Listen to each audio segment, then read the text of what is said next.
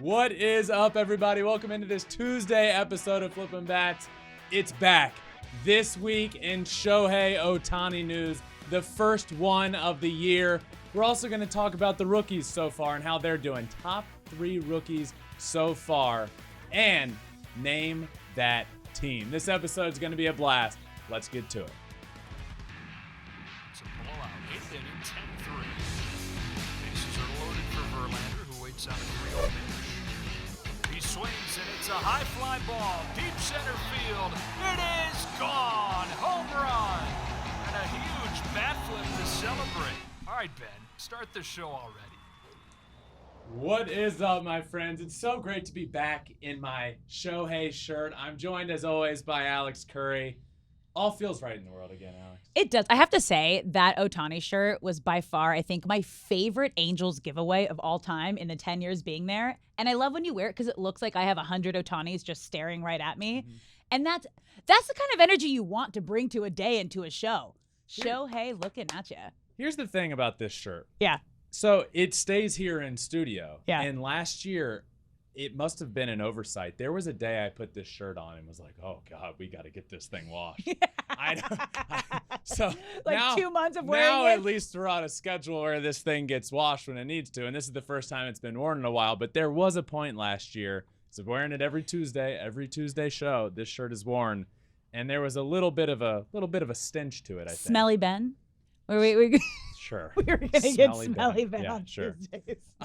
Alex, I want to, this year, once a week, I want to have honesty hour. Ooh, I like where it. Something that really comes to me that I need to be honest about. And it could be something in the baseball world. It probably will be. But also, I want you, like, if you're mad at me for something, we're going to be in the trust tree for a segment. I like it. Like, okay. We're going to say something that's on our mind. And if you're mad at me, say it. If you have a thought, say it. Mine, this week, honesty hour, umpires.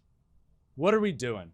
I have so much to say about umpires in the game of baseball right now. But the first thing that comes to mind is we have these new rules that I feel like are really putting baseball in the right direction, right? Like, they're not perfect, but it's going to be good for the game. We have these new rules. We have these new exciting players. We have Shohei Ohtani on top of the world right now. We have Aaron Judge doing what he's doing. Baseball's in such a good place. Yet these umpires continue to insert themselves in games where they have absolutely no need to do it. They're awful at times behind the plate. It's so frustrating. So we have all these rules, right? New things being implemented left and right. Why can't we implement a way to just hold umpires accountable? That's my thought. Like, we see umpires being bad behind the plate. Doesn't matter. They'll be right back there next year and next game. We see specifically this year already, there's been 2 replays in the Mets games, back-to-back days in Mets game. 2 replays. It was a clear wrong call, clear overturn, and they didn't overturn it. Like it, and I know that's not the umpire on the field's fault, but like, it's, how are we missing? It just feels like something's missing, you know? Honesty hour. Umpires, hold them accountable. We got to do better. You got a sense that umpires feel like the end is near. Yep. Right? Because there's so much technology now that can do their job. I mean, we're already seeing it in other leagues, the automatic strike zone. And I don't think that's going to necessarily come and completely take over Major League Baseball. But that's in the conversation for, like, if you can argue a close ball or strike, just get out the automatic strike zone, tell them if they're right or wrong. So at this point, you gotta ask yourself, how do you actually hold them accountable, right? Is there some sort of, like, percentage, at least for, like, the home plate umpire, the most important umpire who's calling the balls and strikes? Is there some sort of, like, how many he got right percentile? And if he's below 40 or 30% got him right, like, you got to say, like, you can't be a home plate umpire anymore. Yeah, there's a few things that need to. One, after every game, there's an account on Twitter. I don't know if you follow it. It's called Ump Scorecards, right? Where after every single game, sometimes it's a few hours, sometimes it's the next day, but they push them out all at once. It's the home plate umpire scorecard. How many calls he got right, how many he got wrong, where he missed some, where he got some, you know, like all of that stuff. And then the amount that it helped one team or the other. Like the other day when Garrett Cole was on the mound opening day against the Giants. Laz Diaz was behind the plate. The reason I know that is because Garrett Cole yelled very loudly, and it was called on the mic at Laz Diaz. But I looked at the scorecard the next day. He was like, he missed, I forget the number, but it was plus 1.35 runs in favor of the Giants. Oof. You know, like that's a big deal. These calls are big deals. Yeah. So we got to figure out a way to hold them accountable. And maybe it's not right now. Like, hey, if you miss 15% of calls, 20% of calls behind the plate, you're out. But maybe it is implementing like a challenge system to balls and strikes that you can do it 2 to 3 times a game. Yeah. Because there are big calls. There was one the other day with Brandon Marsh at the plate, 2nd and 3rd, 2 outs in a big part of the game. A ball like 6 inches inside got called a strike, and the inning was over. Yeah. And, you know, he's one swing away from 2 runs coming in. Like, these calls make a huge difference. So just being able to have a way to make those huge game-changing calls that are missed fixed. But you're absolutely right. I think the reason we are seeing it is, and I don't know this for a fact, but it feels like more and more so we're seeing this. Umpires are putting their fingerprint on games, and they're getting phased out of baseball. Replay has come along, right? And now, you know, all of these challenges have come involved. And then the automated strike zone, it's coming. Whether it's going to be in 3 to 5, 10 years, the writing's on the wall. Yeah. Like, they're not going to be completely out of the game, but they're just having less and less of a way to impact the game. And now it just feels like every way possible they're having their say. The game the other day, the Mets game. Yeah. Jeff McNeil hitting. Pete Alonso on first base. Jeff McNeil hit a foul ball. Pete Alonso sprints to second base. Pete Alonso, because he was tired, he was sprinting, walks back to first base. Yeah. The umpire gave Jeff McNeil a strike violation because Pete Alonso was walking back to first base. I mean, come on. We got to have some feel. We should. I think we saw the foreshadowing of this during spring training when we saw JT Realmuto put his hand out to get a pitch or a ball back from the ump. Felt like, okay, he's not going to give it to me. Put his glove down, ump drops the ball, lands on the ground. He has no idea because he's facing the pitcher. And then the ump just throws him out of the game. Yep. Just tosses him out of the game for something he had no idea he was actually doing. And those are the power trip moments that become obvious that there is a little bit of a power struggle here. Yep. Yeah. So yeah, that's, you know, I had to get that off my chest. And Yeah. there it is. And Yeah. he turned around so emphatically, Like, threw what? him out of the game. And he's like, "Hey man, What? What are you What do doing?" you mean? One, it's also spring training. This Yes. was his last spring training game. He's probably trying to get like 1 or 2 more at bats in Yes. before the year. Yes. And the umpire's like, "You showed me up. You're out of here." Yeah. It's like, calm down, guy. Yes. Calm down. down.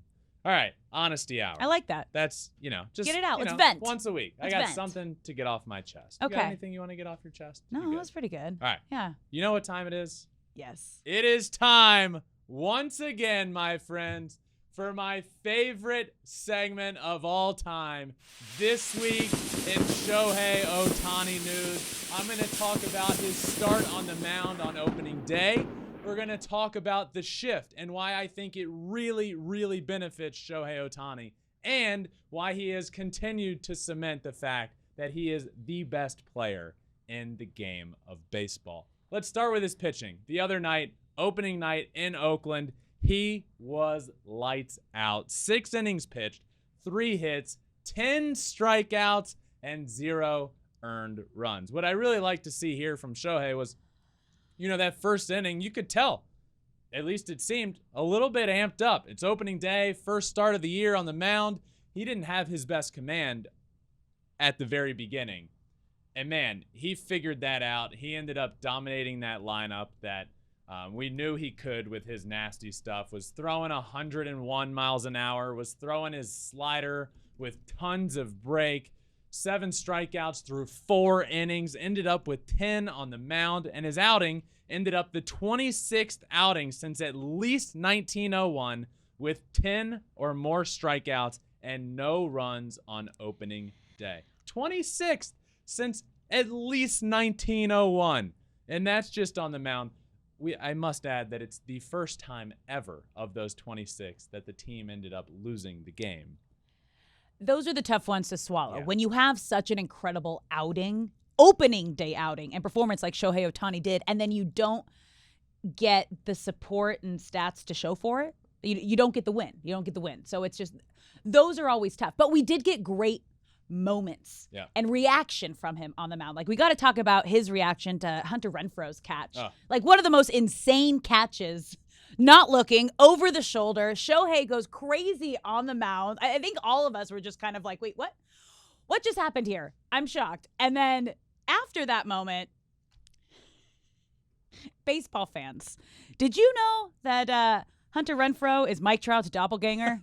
Can we just throw that out there? Because I was watching the reaction. I thought it was Mike Trout reacting to the catch, but it was actually Hunter Renfroe. And I've covered Mike Trout his entire Major League Baseball career. That was a fun moment from his outing. That was great because I feel like Shohei's reaction to that was everybody. It was just like, What? Yeah. Oh my God.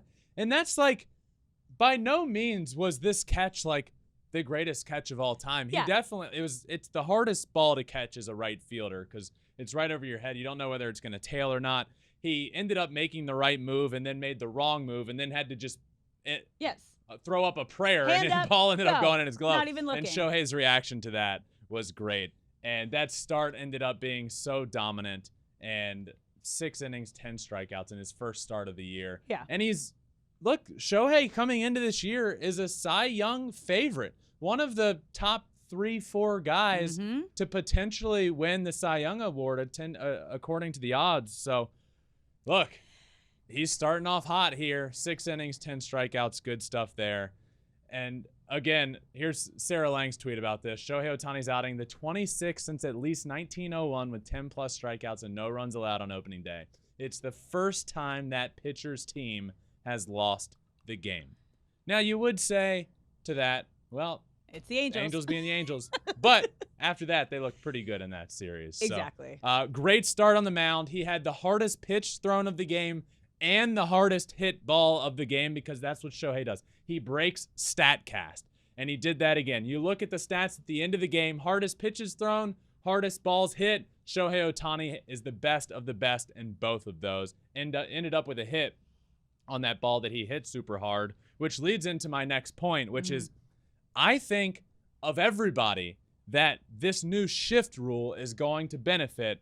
Shohei is certainly in that top tier of guys that it will help.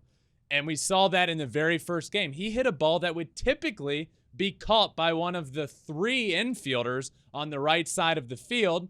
But no, there can only be 2 over there. He ends up with a hit. And that's kind of the thing with Shohei. I would say like he hits a lot of balls hard on the ground, but I don't think that's really fair. Shohei just hits a lot of balls hard. And if it's hit on the ground, it's obviously going to be hit hard somewhere. And with those, prior to the shift rule, you'd have 3 guys over there. I think he's really going to benefit this year. I think we see that batting average tick up a good bit because of that. And we've already seen him off to a really good start at the plate this year.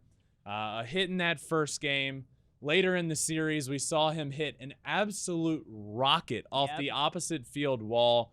Bases were loaded there, so he ended up with a single because the base running might not have been the absolute best on that play. But alas, he ended up with a single there. But the ball was inches away from going out to the opposite field. By the way, the base runners ended up having to hold up because they were thinking the left fielder might catch this ball. It ended up almost going out and over the fence. That's how hard he hit the ball. He's doing it all at the plate already. 333, a home run, 3 RBIs at the plate. But for me, the one thing I really wanted to talk about here and focus on is I think we're going to see Shohei's average a lot higher this year because of that shift rule, and he's the prototypical guy that I think this rule really benefits. Yeah, and we talked about it in the preview shows.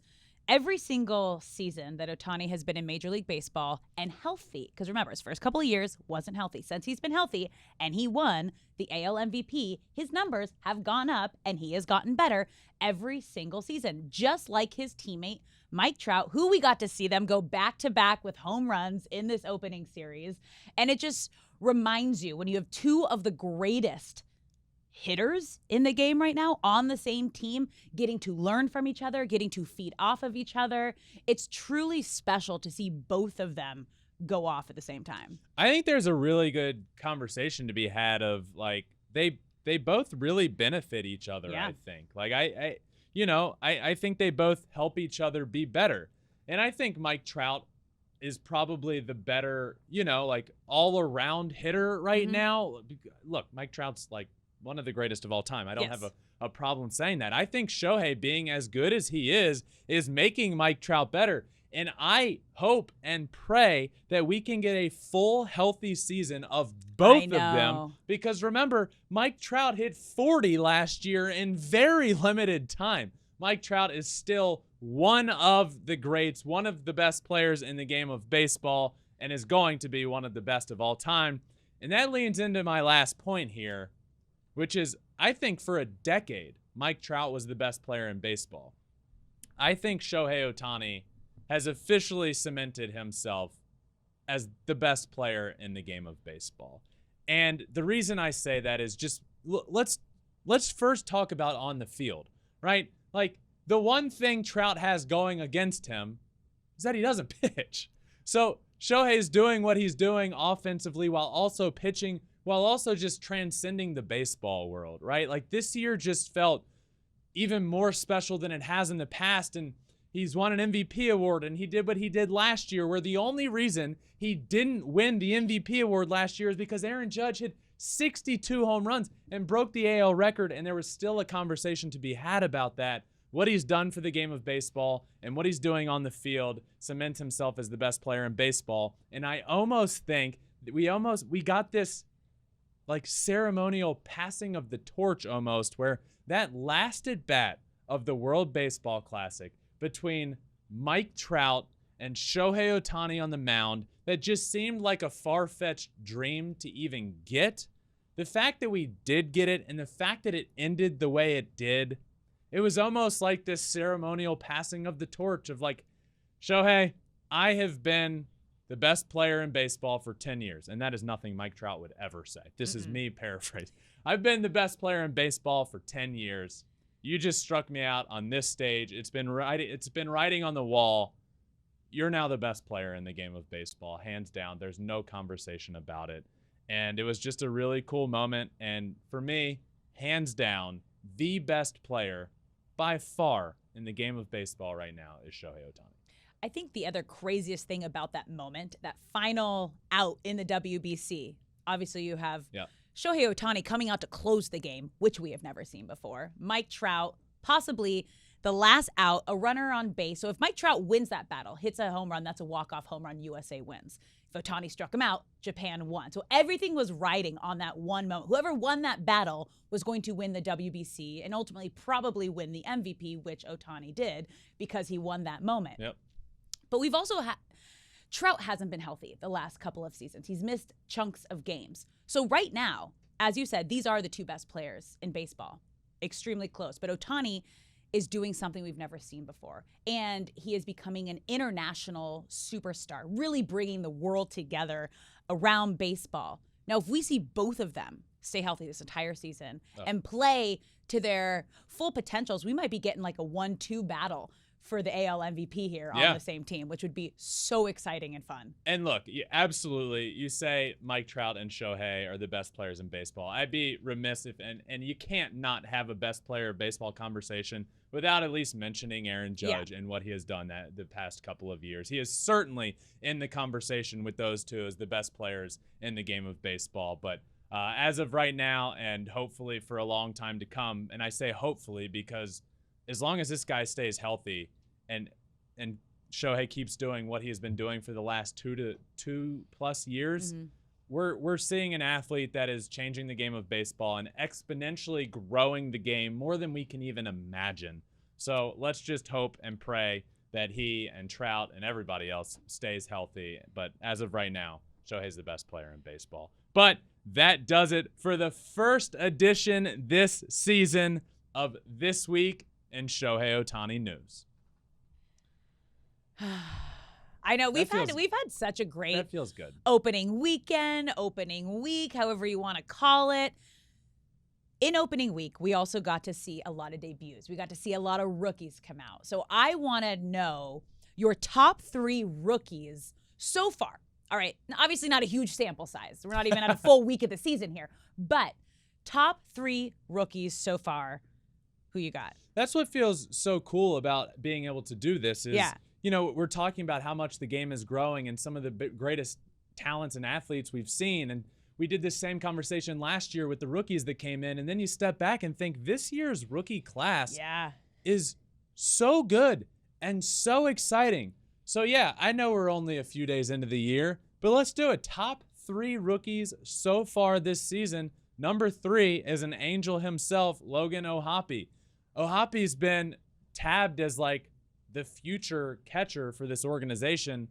And man, did they need somebody back there that was a consistent, staple of this lineup. And it really feels like they got their guy. Logan O'Hoppe batting .400, a home run already this year, a homer on Sunday, got 6 RBIs. This guy appears to be the real deal, and they acquired him in a trade, and it kind of was like, okay, this might be a good trade for the Angels. And he goes into the organization, gets a pretty high tab on the prospect list, does pretty well in the minors. Then we get into this spring training, and every time we see Shohei Ohtani on the mound, we see Logan O'Hoppe catching him, and it's like, well, that's quite the statement. And then the year starts, and man, he's been on fire to start the year. So the Angels appear to have found their guy behind the plate. Thank goodness, considering their farm system was not the greatest for a handful of years. All right, let's move to our second rookie, Cardinals, Nolan Gorman. Man, Nolan Gorman, I feel like had a lot of hype coming up last year and was very, very spotty. But to start this year, that hype is still there. And he's been really good. A couple of home runs on the day on Sunday, batting .444, 6 RBIs, and OPS over 1,700. Oof. Nolan Gorman in that Cardinals lineup and man, this gets me excited about the Cardinals lineup because this is what I was talking about with this team is there's already so many guys in that lineup that you really feel like are going to be good, right? Like Nolan Arenado, Paul Goldschmidt, Wilson Contreras. But if you can get anything from anybody else, this lineup's going to go from really good to elite. And so far, this Cardinals lineup has been getting a lot from everywhere you look. Tyler O'Neill, Brendan Donovan, Nolan Gorman specifically. So, and his, as a guy that's come up with a lot of hype, it appears this year he couldn't be off to a much better start. I have him at number 2. Speaking of hype, number 3, Japanese superstar who made his major league debut with the Mets on Sunday, Kodai Senga. Yeah, number 3, but number 1. The number 3 guy I'm talking about, but the number 1 rookie so far, Kodai Senga. And his start to me was so special, 1, because it's a debut. 2, you could see him in the dugout like so antsy. Right, when you're making a debut, you want to be the home team so you can go out there and throw first. He wasn't. Obviously, his debut was coming in Miami, where he had to wait in the dugout, and the Mets end up putting up 2 runs. Again, great. You're happy your team scored 2 runs. But honestly, it's like make that first inning as fast as possible and then go out and score a bunch. So you could see him in the dugout just like amped up, ready to go, finally able to take the mound, gives up a single to Luis Ariz, immediately followed by a double to Jorge Soler. It's 1-0 before it's 1 run on the board before you can even blink. Ends up going walk after that. So then you're really like, man, and he really was struggling to find the zone. Now his stuff was still good. He was throwing 99 miles an hour. His forkball was moving all over the place. Slider moving well. He just couldn't find it. He just needed to get that first out. Finally, with the bases loaded, 1 run already in, nobody out, he strikes out Yuli Gurriel, follows that up with a strikeout, and gets a line out to end it. So ends up getting out of that inning. The strikeout to Yuli Gurriel, his first major league strikeout. Yuli looked foolish on that swing, literally threw the bat on the ghost fork, and he settled in from there and really never, ever looked back. He was dominant. What a great start. 8 strikeouts in total, 5 1/3, 8 strikeouts. All 8 of those strikeouts came on the ghost forkball. He was touching 99. He was wearing a really cool glove, by the way. Everybody was talking about this ghost fork ball. Yeah. But the thought kind of becomes like, is that just a name that can't, like, does he even like that name?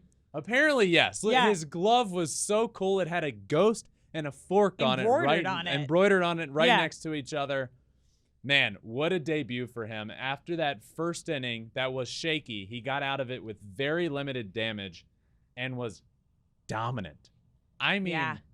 dominant after that. So he is number 1 on my list. I love it. It's such a bright future and so much excitement, as you said, surrounding the rookies this season. We had a great rookie class last year, and this year is living up to the hype, which is so awesome. I mean, we're not even able to mention I know. someone. Anthony Volpe, who's got a stolen base in the first 3 games of his career, a couple of hits, and got his first major league hit, and then his second in that next at bat.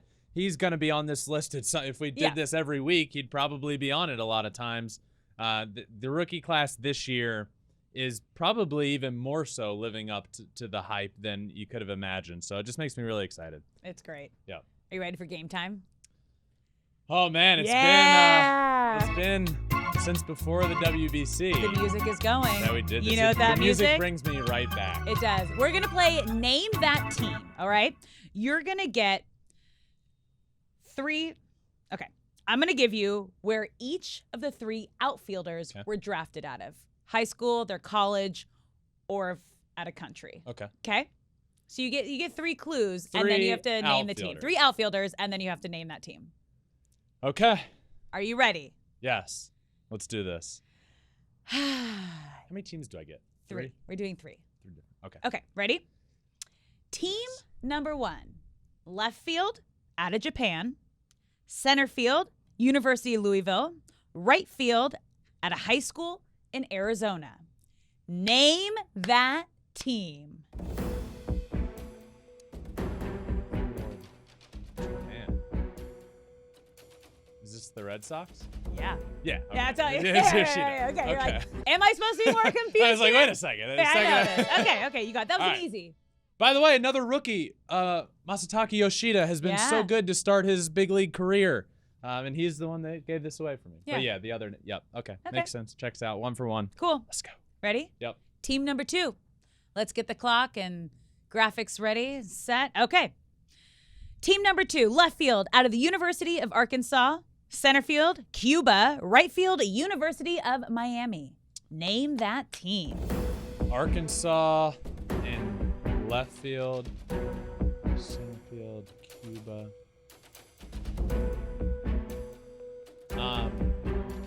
Okay, I'm gonna guess. Yeah. Andrew Benintendi in left field, Luis Robert Jr. in center field, Chicago White Sox. Yeah. 2 for 2. All right, 2 for 2. Let's go. Feeling good. Like I never left. I know. Well, we'll see. The last one ended pretty poorly, but it's okay. Okay. It's okay. Okay. No need. No, now we're just getting back on track. No need. Getting back on track. Yes, Let's- there's always need. All right, the third and final one. Let's ready? go 3 for 3. Yeah. Okay, left field at a high school in California. Center field, UCLA. Right field, University of Arkansas. Name that team. No. Yeah. Right field, University of Arkansas. Center field, UCLA.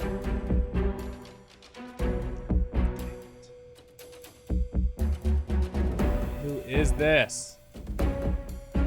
High schooler, 38 seconds left. You good time. Left fielder's a high schooler. Mhm. Center fielder, UCLA.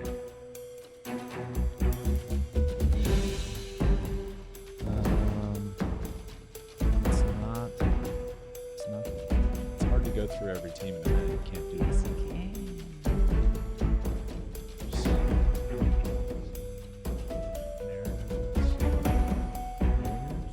10 seconds. No, not the Mariners. I'm not going to get there. Mets, no. 3, 2, No. Who is it? nothing. Brewers. Brewers. Wow. Yeah. Okay. Okay. Yeah, a lot of young guys in that outfield there too. That's a tough one. That's a tough one. All right. Grade yourself. Yeah, B plus. Yeah, not bad. Thanks. I'll give you that. B plus. Yeah. I'm happy this is back. I love this. I love Name That Team. It's always fun. It's always a challenge, testing my baseball. It's crazy, like Boosting. how you know exactly like where everyone went. Like you actually, it's extremely impressive. Thanks, the background Alex. you know of every starting player on every team. Yeah, there's some like some like colleges. There's certain giveaways. Like if it's Yeah. an East Coast college, I'm typically gonna Yeah. get it. Played with a lot of the guys. You played with a lot of Yeah, the guys. against West Coast them. colleges are a little tougher. Countries, like if it's a country that not a ton of players Yeah. are out of, that helps. Yeah. But yeah, still pretty, Yeah. not bad. Good job. Pretty good. Thanks. Yeah. A little extra innings before we end up Yes. today. And what I want to talk about is the Miami Marlins throwback uniforms. So fresh. Because they wore these, what day was it? Saturday? over I the think weekend. They Friday. went over the weekend. Friday's game. Okay. And you can see it now if you're watching. Whew. Jazz Chisholm looks like the coolest person on planet Earth in these uniforms. Turquoise pinstripes. Yeah. It's beautiful. I don't know. So here's my thought. They should bring these back full time. Yeah. The Miami Marlins need to bring back these old school throwback uniforms full time. Yeah. It absolutely needs to happen. I don't know why they shifted up in the first place. You know what? Here's what my extra innings is. The Marlins need to change up a lot of things. Yeah. Right? I feel like they kind of messed up because not a ton of people go to those games. It's a great baseball city, right? There's a huge Latin culture there. We were just there. We were just there. The WBC is there. They pack the place. Yes. But when the regular season starts, not so much. And guess what? They got guys from so many different countries on Yeah. that team. That place needs to be a baseball mecca to go to. But bring back these old school uniforms. Blast Latin music in Yeah. the stadium all the time. Just put me in charge of growth of sales in Miami, and I would have a few things to say. But it would start with these uniforms. I don't think they ever should have made the shift to the new uniforms. I think No, these these are things, beautiful. These things were some of the best unis in the entire game. They had black ones too with the turquoise Oof. teal look. But I'm serious. It's I don't fresh. think anybody has ever looked cooler at any point in life than Jazz Chisholm looked when he hit that homer in the throwback unis, hits the home run, does the bat flip, rounds the bases, does the Euro step at home. It was so cool. And bring the unis back. I'm in. Back to the I'm extra 100% in with it. Great. Thank you all for listening to this Tuesday episode. Tuesdays are back. This week in Shohei Ohtani news, it's back. Thank you all for listening. I really, really appreciate it. Tomorrow's episode, guest episode coming at you. That one's going to be a blast as well. Make sure you check it out. Thank you all for listening. Make sure you subscribe anywhere you listen to your podcast, Apple or Spotify. And we're on all social media, Twitter, Instagram, Facebook, and TikTok. And you can watch every single episode as well on YouTube at Flippin Bats Pod for all of them. Thanks for listening, everyone. Until next time, this has been another episode of Flippin Bats.